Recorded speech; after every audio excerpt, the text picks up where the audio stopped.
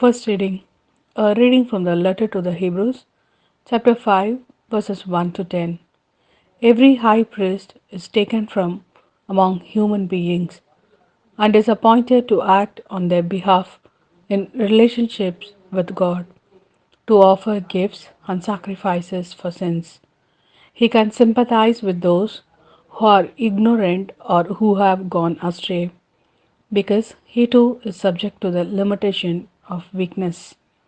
That is why he has to make sin offerings for himself as well as for the people. No one takes this honor on himself. It needs a call from God, as in Aaron's case. A reading from the Gospel according to Mark, chapter 2, verses 18 to 22. John's disciples and the Pharisees were keeping a fast when some people came to him and said to him, "Why is it that John's disciples and the disciples of the Pharisees fast, but your disciples do not?" Jesus replied, "Surely the bridegroom's attendants cannot fast while the bridegroom is still with them. As long as they have the bridegroom with them, they cannot fast.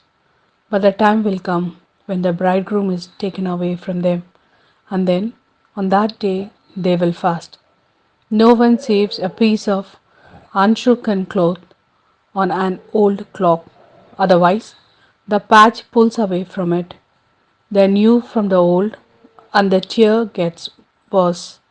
And nobody puts new wine into old wineskins, otherwise, the wine will burst the skins, and the wine is lost, and the skins too. No new wine into fresh skins. And so it was not Christ who gave him the glory of becoming high priest, but the one who said to him, "You are my son, today I have fathered you." And in another text, "You are a priest forever of the order of Melchizedek."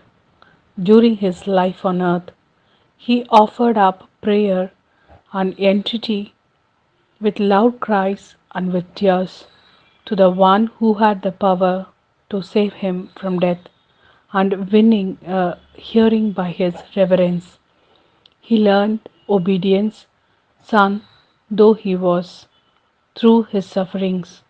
When he had been perfected, he became for all who obey him the source of eternal salvation, and was acclaimed by God with the title of High Priest of the order of Melchizedek. This is the word of Lord. Thanks be to God.